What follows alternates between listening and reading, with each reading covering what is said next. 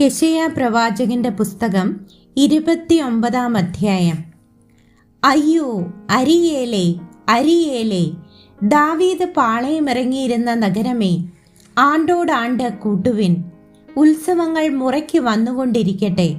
എന്നാൽ ഞാൻ അരിയേലിനെ ഞെരുക്കും, ദുഃഖവും വിലാപവും ഉണ്ടാകും. അതെനിക്ക് അരിയേലായി തന്നെ ഇരിക്കും. ഞാൻ നിനക്ക് വിരോധമായി ചുറ്റും പാളയമിറങ്ങി വാടകോരി നിന്നെ നിരോധിക്കുകയും നിന്റെ നേരെ കൊത്തളം ഉണ്ടാക്കുകയും ചെയ്യും. അപ്പോൾ നീ താണ് നിലത്ത് നിന്ന് സംസാരിക്കും. നിന്റെ വാക്ക് പൊടിയിൽ നിന്ന് പതുക്കെ വരും. വെളിച്ചപ്പാടിൻ്റേതുപോലെ നിന്റെ ഒച്ച നിലത്ത് നിന്ന് വരും. നിന്റെ വാക്ക് പൊടിയിൽ നിന്ന് ചിലയ്ക്കും. നിന്റെ ശത്രുക്കളുടെ സംഘം നേരിയ പൊടി പോലെയും നിഷ്കണ്ടകന്മാരുടെ കൂട്ടം പാറിപ്പോകുന്ന പതിർ പോലെയും ഇരിക്കും. അത് ഒരു ക്ഷണമാത്ര കൊണ്ട് പെട്ടെന്ന് സംഭവിക്കും. ഇടിമുഴക്കത്തോടും ഭൂകമ്പത്തോടും മഹാനാദത്തോടും കൂടെ ചുഴലിക്കാറ്റും കൊടുങ്കാറ്റും ദഹിപ്പിക്കുന്ന അഗ്നിജ്വാലയുമായി അത് സൈന്യങ്ങളുടെ യഹോവയാൽ സന്ദർശിക്കപ്പെടും. അരിയേലിന്റെ നേരെ യുദ്ധം ചെയ്യുന്ന സകല ജാതികളുടെയും കൂട്ടം അതിനും അതിന്റെ കോട്ടയ്ക്കും നേരെ യുദ്ധം ചെയ്ത് അതിനെ വിഷമിപ്പിക്കുന്ന ഏവരും തന്നെ ഒരു സ്വപ്നം പോലെ, ഒരു രാത്രി ദർശനം പോലെ ആകും.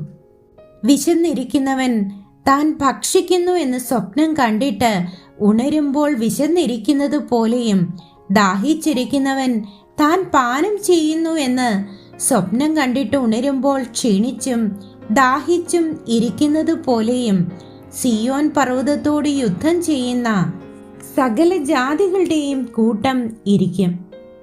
വിസ്മയിച്ച് സ്തംഭിച്ചു പോകുവിൻ, അന്ധത പിടിച്ച് കുരുടരായി തീരുവിൻ. അവർ മത്തരായിരിക്കുന്നു, വീഞ്ഞുകൊണ്ടല്ല താനും. അവർ ചാഞ്ചാടി നടക്കുന്നു, മദ്യപാനം കൊണ്ടല്ല താനും.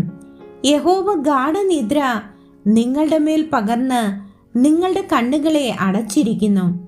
അവൻ പ്രവാചകന്മാർക്കും നിങ്ങളുടെ ദർശകന്മാരായ തലവന്മാർക്കും മൂടുപടം ഇട്ടിരിക്കുന്നു. അങ്ങനെ നിങ്ങൾക്ക് സകല ദർശനവും മുദ്രയിട്ടിരിക്കുന്ന ഒരു പുസ്തകത്തിലെ വചനങ്ങൾ പോലെ ആയി തീർന്നിരിക്കുന്നു. അതിനെ അക്ഷരവിദ്യയുള്ള ഒരുത്തന്റെ കയ്യിൽ കൊടുത്ത് ഇതൊന്ന് വായിക്കണമെന്ന് പറഞ്ഞാൽ അവൻ എനിക്ക് വഹിയ, അതിന് മുദ്രയിട്ടിരിക്കുന്നുവല്ലോ എന്ന് പറയും. അല്ല, ആ പുസ്തകം അക്ഷരവിദ്യ ഇല്ലാത്തവന്റെ കയ്യിൽ കൊടുത്ത് ഇതൊന്ന് വായിക്കണമെന്ന് പറഞ്ഞാൽ അവൻ എനിക്ക് അക്ഷരവിദ്യ ഇല്ല എന്ന് പറയും. ഈ ജനം അടുത്തു വന്ന് വായ് കൊണ്ടും അധരം കൊണ്ടും എന്നെ ബഹുമാനിക്കുന്നു. എങ്കിലും തങ്ങളുടെ ഹൃദയത്തെ അവർ എങ്കിൽ നിന്ന് ദൂരത്ത് അകറ്റി വെച്ചിരിക്കുന്നു. എന്നോടുള്ള അവരുടെ ഭക്തി മനഃപ്പാടമാക്കിയ മാനുഷ്യ കൽപ്പനയത്രേ. ഇത് കാരണത്താൽ ഞാൻ ഈ ജനത്തിന്റെ ഇടയിൽ ഇനിയും ഒരത്ഭുത പ്രവൃത്തി, അത്ഭുതവും ആശ്ചര്യവും ആയൊരു പ്രവൃത്തി തന്നെ ചെയ്യും. അവരുടെ ജ്ഞാനികളുടെ ജ്ഞാനം നശിക്കും, അവരുടെ ബുദ്ധിമാന്മാരുടെ ബുദ്ധിയും മറഞ്ഞു പോകും എന്ന് കർത്താവ് അരുളി ചെയ്തു. തങ്ങളുടെ ആലോചനയെ യഹോവയ്ക്ക് അഗാധമായി മറച്ചു വയ്ക്കുവാൻ നോക്കുകയും തങ്ങളുടെ പ്രവൃത്തികളെ അന്ധകാരത്തിൽ ചെയ്യുകയും ഞങ്ങളെ ആർ കാണുന്നു, ഞങ്ങളെ ആർ അറിയുന്നു എന്ന് പറയുകയും ചെയ്യുന്നവർക്ക് അയ്യോ കഷ്ടം. അയ്യോ, ഇത് എന്തൊരു മറിവ്! കുശവനും കളിമണ്ണും ഒരുപോലെ എന്ന് വിചാരിക്കാമോ? ഉണ്ടായത് ഉണ്ടാക്കിയവനെ കുറിച്ച് അവൻ എന്നെ ഉണ്ടാക്കിയിട്ടില്ല എന്നും, ഉരുവായത് ഉരുവാക്കിയവനെ കുറിച്ച് അവന് ബുദ്ധിയില്ല എന്നും പറയുമോ? ഇനി അല്പകാലം കൊണ്ട് ലെബാനോൻ ഒരു ഉദ്യാനമായി തീരുകയും ഉദ്യാനം വനമായി എണ്ണപ്പെടുകയും ചെയ്യുകയില്ലയോ? അന്നാളിൽ ചെകിടന്മാർ പുസ്തകത്തിലെ വചനങ്ങളെ കേൾക്കുകയും കുരുടന്മാരുടെ കണ്ണുകൾ ഇരുളും അന്ധകാരവും നീങ്ങി കാണുകയും സൗമ്യതയുള്ളവർക്ക് യഹോവയിൽ സന്തോഷം വർദ്ധിക്കുകയും മനുഷ്യരിൽ സാധുക്കളായവർ ഇസ്രായേലിന്റെ പരിശുദ്ധനിൽ ആനന്ദിക്കുകയും ചെയ്യും. നിഷ്കണ്ടകൻ നാസ്തിയായും പരിഹാസി ഇല്ലാതെയായും ഇരിക്കുന്നുവല്ലോ.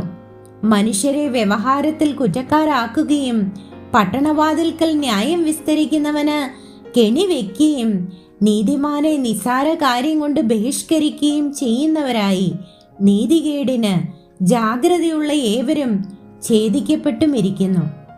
ആകയാൽ അബ്രഹാമിനെ വീണ്ടെടുത്ത യഹോവ യാക്കോബ് ഗൃഹത്തെക്കുറിച്ച് ഇപ്രകാരം അരുളി ചെയ്യുന്നു: യാക്കോബിനി ലജ്ജിച്ചു പോകുകയില്ല, അവന്റെ മുഖം ഇനി വിളറിപ്പോകുകയുമില്ല.